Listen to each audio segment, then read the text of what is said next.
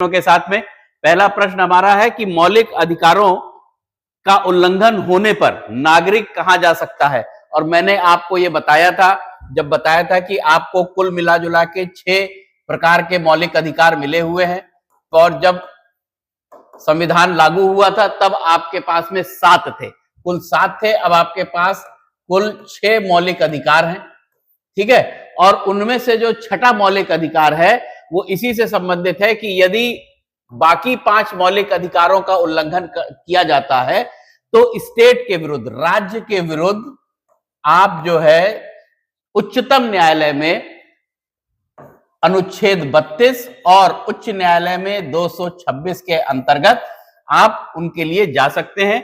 तो यहां पे मौलिक अधिकारों का उल्लंघन होने पर नागरिक कहां जा सकता है, तो याद रखिएगा उच्च न्यायालय या सर्वोच्च न्यायालय। उच्च न्यायालय में, और मैंने आपको बताया है कि एक ही क्वेश्चन में हम लोग कई सारे आंसर्स अपने तैयार कर लेंगे। उच्च न्यायालय में 226, अनुच्छेद 226 और सर्वोच्च न्यायालय में 32।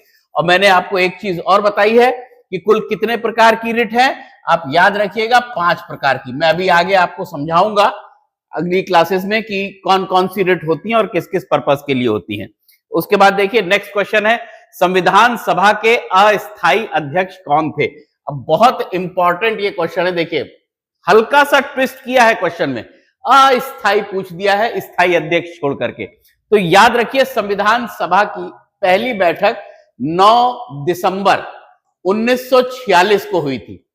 और जैसे कि जब नई लोकसभा आती है तो हम लोग पहले प्रोटेम स्पीकर चुनते हैं, उसी तरीके से यहां पर पहले डॉक्टर सच्चिदानंद सिन्हा, क्योंकि यहां पे सब लोग आंसर मार देंगे राजेंद्र प्रसाद, जो कि गलत हो जाएगा क्योंकि संविधान सभा के अस्थायी अध्यक्ष पूछा है उन्होंने। तो 9 दिसंबर को जब पहली बैठक हुई थी, याद रखिएगा यह भी पूछा जाता है कि संविधान सभा की पहली बैठक कब हुई थी। तो 9 दिसंबर को जब पहली बैठक हुई थी 1946 को, तो यहां पे सच्चिदानंद सिन्हा ये ही जो है अध्यक्ष चुने गए थे।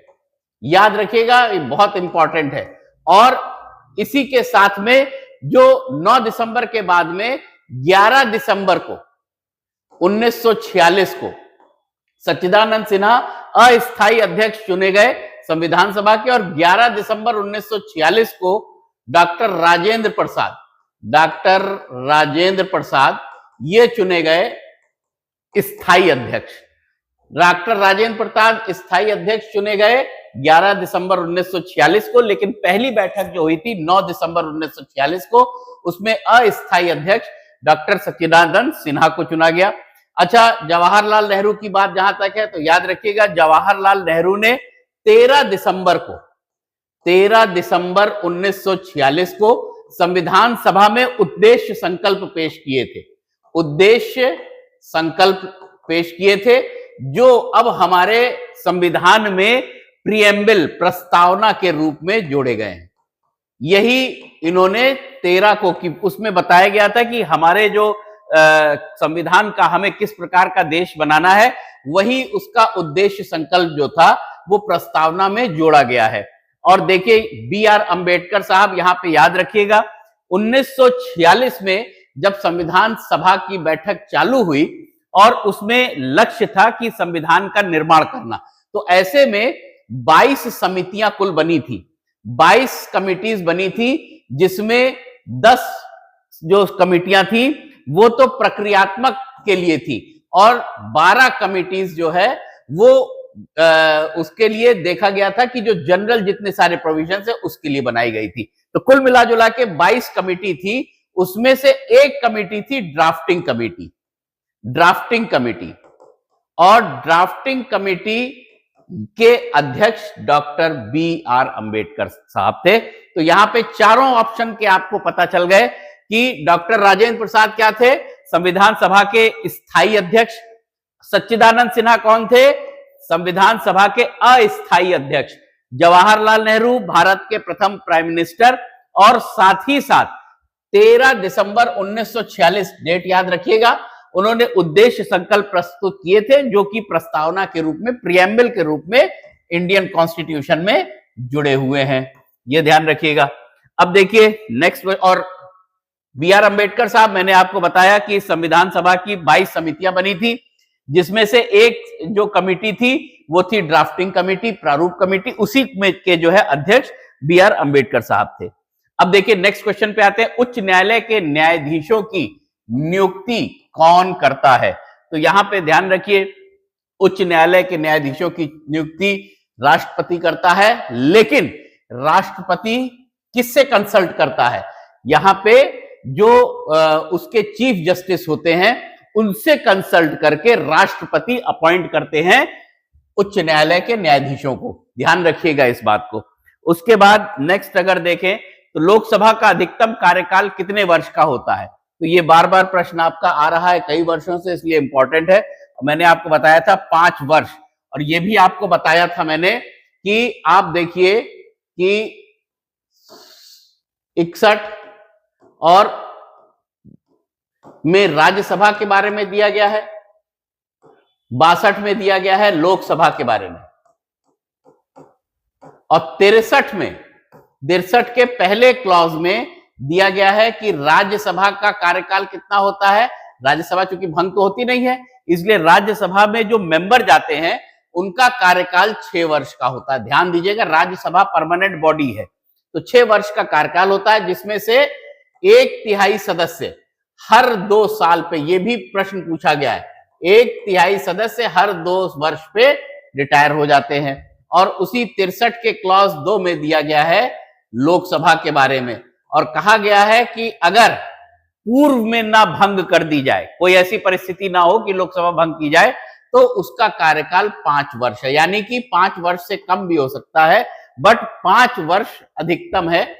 परंतु यहां पे एक इंपॉर्टेंट चीज और देखिएगा, यहां पे ये 5 वर्ष है तो, परंतु इमरजेंसी कंडीशंस में, इमरजेंसी अगर लागू हो गई हो, आपातकाल लागू हो गया हो, तो इसको बढ़ाया भी जा सकता है 5 वर्ष से अधिक।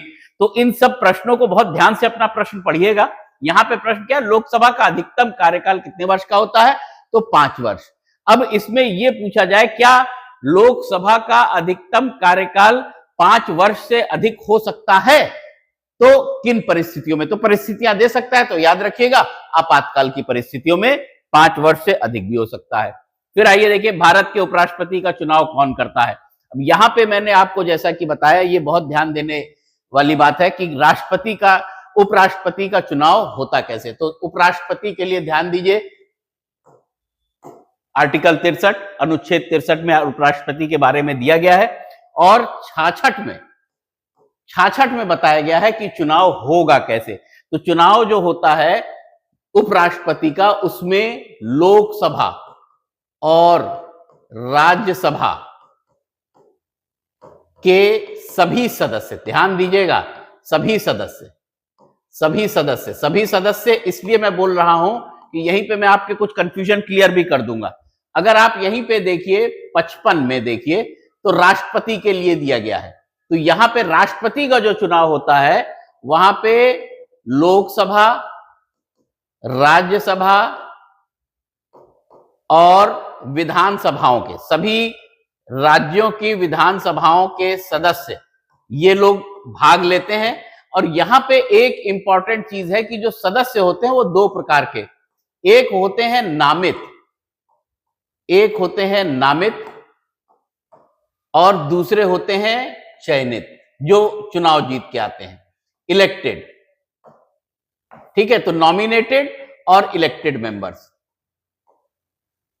तो ध्यान दीजिएगा, जो राष्ट्रपति का चुनाव होता है, राष्ट्रपति का, उसमें दोनों सदन प्लस विधानसभाओं के केवल और केवल इलेक्टेड मेंबर, जो चयनित होते हैं, जो चुनाव से के थ्रू आते हैं, केवल वही हिस्सा लेते हैं। जैसा कि हम जानते हैं कि राज्यसभा में 12 सदस्य नामित होते हैं, और लोकसभा में पहले 2 सदस्य एंग्लो इंडियन हुआ करते थे जो नामित हुआ करते थे। लेकिन अब वो, ध्यान दीजिएगा, 104 संविधान संशोधन के द्वारा ये खत्म कर दिया गया है 2 नामित होने के लिए, इसलिए अब लोकसभा में नामित नहीं होते हैं। बट राज्यसभा में अभी भी 4 आधार दिए गए हैं, जिसके आधार पर 12 सदस्य वहां पे नामित होते हैं। वो राष्ट्रपति के चुनाव में भाग नहीं लेते हैं और उपराष्ट्रपति के चुनाव में भाग लेते हैं। तो यहां पे ध्यान दीजिएगा, कि भारत के उपराष्ट्रपति का चुनाव कौन करता है, तो सदन के दोनों सदनों के सदस्य।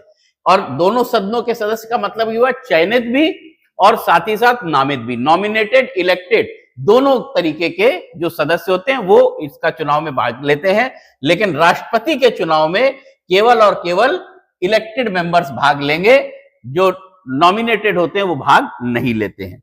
चलिए नेक्स्ट क्वेश्चन देखिए, राष्ट्रपति शासन किस अनुच्छेद के अंतर्गत। अब देखिए इमरजेंसी आपातकाल की बात अगर हम लोग करते हैं तो 3 जगह आपातकाल दिया है। 352 में राष्ट्रीय आपातकाल, नेशनल इमरजेंसी, नेशनल इमरजेंसी की बात की है, नेशनल इमरजेंसी।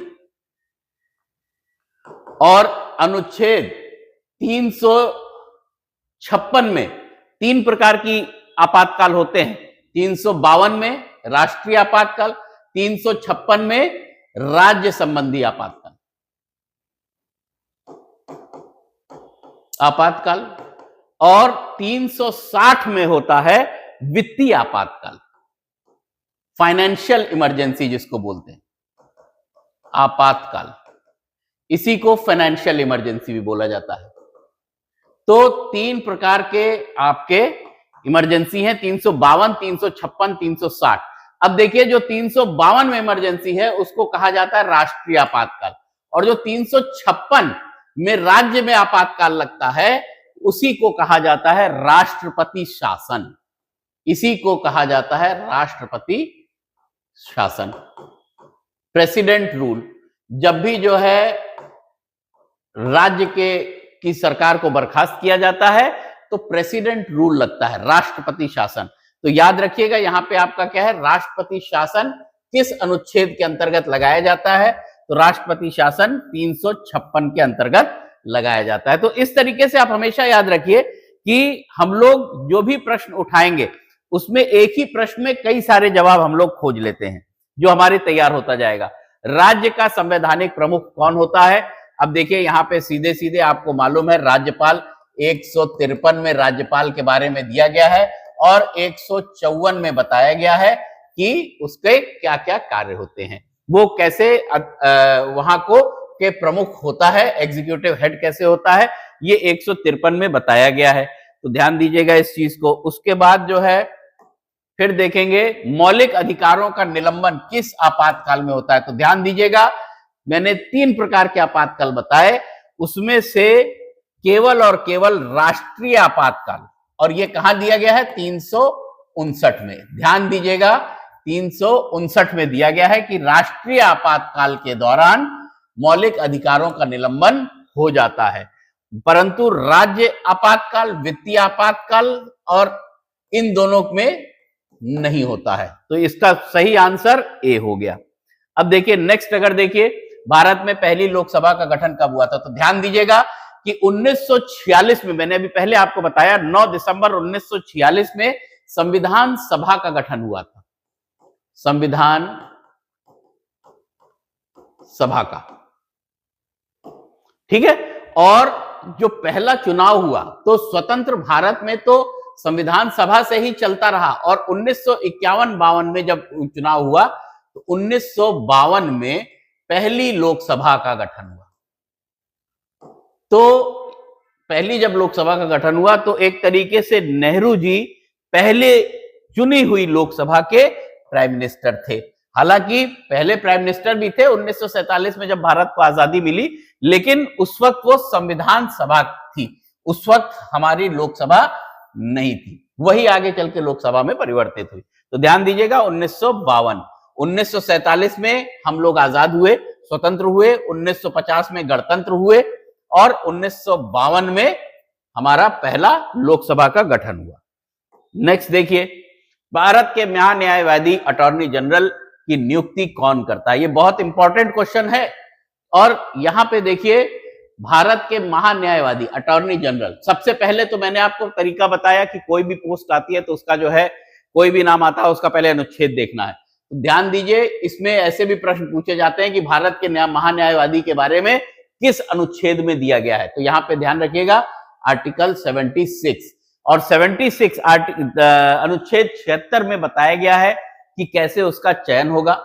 तो उसके लिए अहर्ताएं क्या क्या है, तो क्या क्या क्वालिफिकेशन है, तो उसके लिए यही क्वालिफिकेशन है कि वो सुप्रीम कोर्ट के, उच्चतम न्यायालय के जज के रूप में चुने जाने के लायक हो। वो सारी क्वालिफिकेशंस जो सुप्रीम कोर्ट के जज के लिए चाहिए होती हैं, उसके लिए वो अगर अहर है तो वो चुना जा सकता है महान्यायवादी। और उसका कार्य क्या होता है, भारत सरकार को कोई भी लीगल मामला होगा उसमें उसको सुझाव देना रहता है, या प्रेसिडेंट उससे कभी कभी पूछ लेता है तो उसमें भी वो अपना व्यू दे सकता है।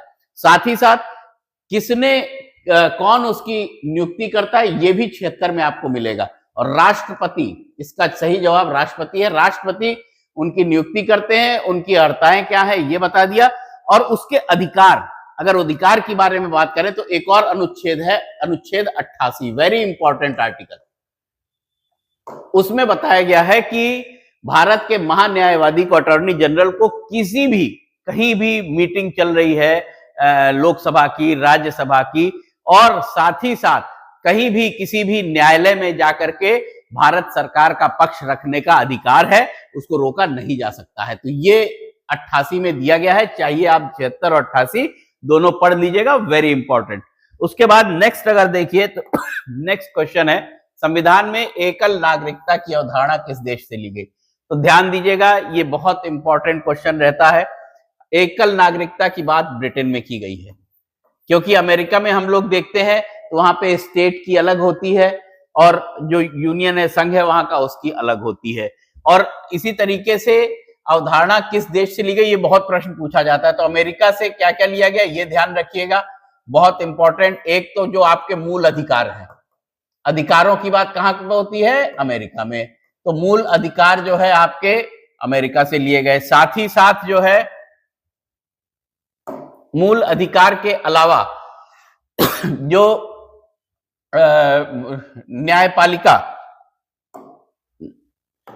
न्यायपालिका की स्वतंत्रता, ये भी कहां से लिया गया?